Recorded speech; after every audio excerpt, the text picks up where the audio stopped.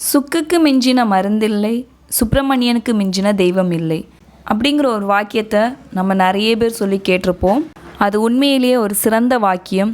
இது ஏன் அப்படி சொல்கிறோன்னா, பிரணவஸ்வரூபி தான் முருகன். முருகனை தெரிந்தோ தெரியாமலோ நம்ம எல்லாருமே பூஜை பண்ணுறோம். ஈசனே தனது ஆடலால் மதலை ஆயினன் கான் அப்படிங்கிற ஒரு பாடல் வரும். ஈசன் தான் முருகன், முருகன் தான் ஈசன். பிரணவஸ்வரூபியான முருகனே சிவனாகவும் சிவனே முருகனாகவும் உள்ளதை கீழ்கண்ட வாக்கியத்து மூலம் நம்ம தெரிஞ்சுக்கலாம்.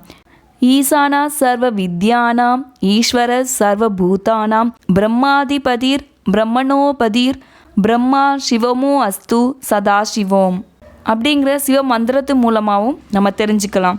பிரணவ மந்திரமான ஓம், அதாவது ஆ ஊ இம், இந்த மூணும் சேர்ந்தது தான் பிரணவ மந்திரமான ஓங்கார ரூபம். ஓங்கார ஸ்வரூபியான சுப்பிரமணிய கடவுளை துதிச்சா பிரம்மா விஷ்ணு சிவன் இந்த 3 பேரையும் நம்ம வழிபட்ட பலன் கிடைக்கும். அக்காரம் விஷ்ணுவையும், உக்காரம் மகேஸ்வரனையும், மக்காரம் பிரம்மாவையும் குறிக்கும். சுப்பிரமணிய மூர்த்தியே இந்த கலியுக வரதன். எல்லா சாஸ்திரங்களும் அப்படி தான் கூறுது. அதாவது திரேதாயுகத்தில் ஸ்ரீ ராமச்சந்திர மூர்த்தியாகவும், துவாபர யுகத்தில் ஸ்ரீ கிருஷ்ண பகவானும், கலியுகத்தில் கந்தபெருமானும் மூர்த்தியாக அருள் பாலிக்கிறார்கள். புராண வாயிலாகவும் மோட்ச சாதனம் அருளும் மூர்த்தி இந்த கந்தகுமரன்.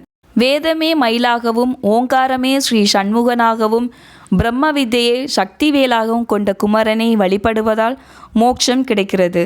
ஜீவர்கள் பிறப்பு இறப்பு என்ற சம்சார துக்கமான கடலை கடந்து முக்தியடைய ஒரு பெரும் துணையாகவும் முக்தியை தானமாகவும் தரவல்ல தெய்வம் தான் இந்த கந்த கடவுள். அதை ஆதிசங்கரரும் தெளிவுபடுத்துகிறாரு. முக்தி தான ஈஷ சுனோ அப்படிங்கிற வாக்கியத்து மூலமாக தெளிவுபடுத்துகிறாரு. இதையே நம்ம தமிழ் வேதமாக கருதப்படும் திருமுருகாற்றுப்படையும் அஞ்சல் ஓம்புமதி அறிவல் நின் வரவு என்று இறைவன் அபயகரம் காட்டுகிறான் என்பதையும் விளக்குது.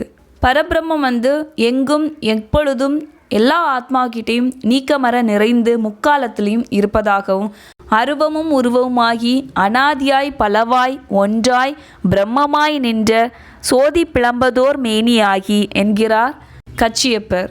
அதாவது உருவமும் அருவமும் ஆகி, உருவமும் அருவமும் அற்ற ஒரு நிலையாகவும், அனாதியாய் எங்கும் நிறைந்து, ஒரே பரம்பொருள் பலவாகவும் நிறைந்து, பல பல பரம்பொருள் ஒன்றாகவும் நிறைந்து, இந்த பிரம்மாண்டமே ஜோதி பிளம்பாய் முக்காலத்திலும் இருப்பதாகவும், எங்கும் நீக்கமரம் நிறைந்திருப்பதாகவும் இருக்கக்கூடிய பொருள்தான் அந்த பரம்பொருள். அந்த பரம்பொருள் முருகன் என்ற சகுண பிரம்மமாக வந்தது அப்படிங்கிற விளக்கத்தை தராரு கச்சியப்ப சுவாமிகள். ஜீவனோட பிறவியின் பயனே முக்தி அடைவது. முக்தியை அளிப்பது முருகன் தான். அதாவது தன்னை தானே யாரென்று அறிவது, இதுதான் முக்தி அடைவதற்கான வழி. எப்படி ஒரு சின்ன குழந்தை மலம் அசுத்தம் எதுவுமே தெரியாமல் விளையாடுதோ, அதே மாதிரி இந்த கந்த கடவுள் நம்மக்கிட்ட இருக்கக்கூடிய மலம் அசுத்தங்களை எல்லாம் பாராமல் நம்மக்கிட்ட இருக்கக்கூடிய நல்ல குணங்களையும் பக்தியையும் ஏற்றுக்கிட்டு நம்ம கூட விளையாடி நம்மை ஆட்கொள்கிறான்.